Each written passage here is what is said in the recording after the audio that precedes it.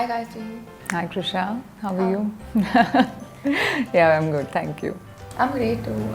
I wanted to talk about bullying today. Getting right into it. I think the first thing that comes to mind when I think about current day bullying or bullying in this world is how normalized it's become. I Yeah. think I've actually witnessed bullying everywhere, and it's not just limited to school. It's gone beyond that. It's gone to office spaces. It's all ages. What do you think about bullying being so normalized? Yeah. When you talk about bullying, when we talk about, or a close cousin of bullying, which is ragging, when we talk about both of these things and many such variants of, trying to pull the other person down, trying to impose your views on somebody and so on, one realizes that we've often heard people say that this has happened to me and it's okay. And so, you will also go through this and you'll be fine. And that's how it should be. But the question is, do we need to continue to do this? Do we need to continue to keep on? If I have gone through a bad experience, do I need to impose it on somebody else? And that is how we will be able to, overcome our personal grudge and so on. So yeah, I mean, bullying becoming so normalized is part of this whole concept that we have in our head that it's okay. It's happened to me, it's happened to you, it's okay.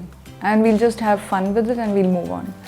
And Krisha, the sad part is that it's often our friends or close ones who are doing it. And probably they don't even realize when they are doing it. It's become so normal and so part of daily conversation that, just walking by, you'll just pass a comment on somebody and, that would hurt that person. And bullying has anyways many forms, many shapes and sizes in which bullying comes, and it's not always verbal, it's physical, it's also emotional, mental, so many ways. So as a young person and you're somebody who's now completing school and entering into college and would walk into a professional space very, very soon, I would just recommend one thing. In a group of circle, just have a little bit of that heart, that sensitivity. When you're having these conversations or, interacting with people, if you sense even a slightest bit of uncomfort, discomfort that the other person is experiencing, just pause and just check within, did I do something, say something that might have hurt? And if you are comfortable and you can initiate a conversation, just go and have a word with them. I think personally, having been on both sides, having been a bully and also being a victim to bullying, I personally feel like things need to stop, things need to change. So, is there any possible solution to it or any answer to it? What do you think? So first thing is, of course, Krisha, we've talked about this, that it's the awareness. Just awareness of being, checking your own self. Am I doing this to pull somebody else down or to prove myself better? It's always a game like this. Bullying starts with this, that I need to prove myself to be stronger, better. It kind of is a defense mechanism, a wall that you build. So before somebody else hurts me, I'm going to hurt them. So first thing is that, be aware that you're trying to do this. And then moving on from there, if you really feel, go and talk to people, especially if you have been bullied, if you have had experiences that have left a lasting impact on your personality, go and talk to somebody who can help. It could be a friend, it could be a confidant, it could be your parents, it could be a professional who can help you.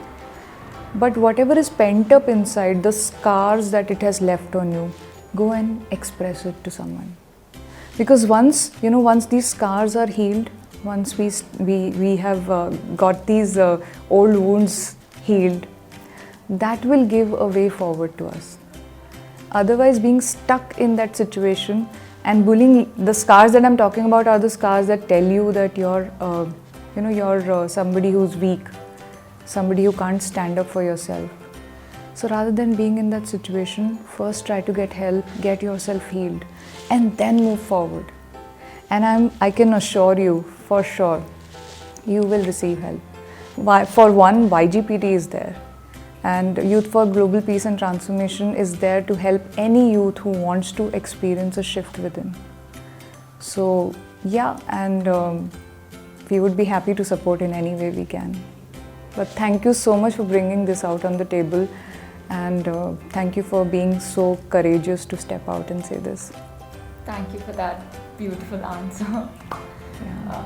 Yeah, I think I did really understand a little bit of what goes on and how things might actually change. So thank you for the answer. Thanks, Krisha. Thank you.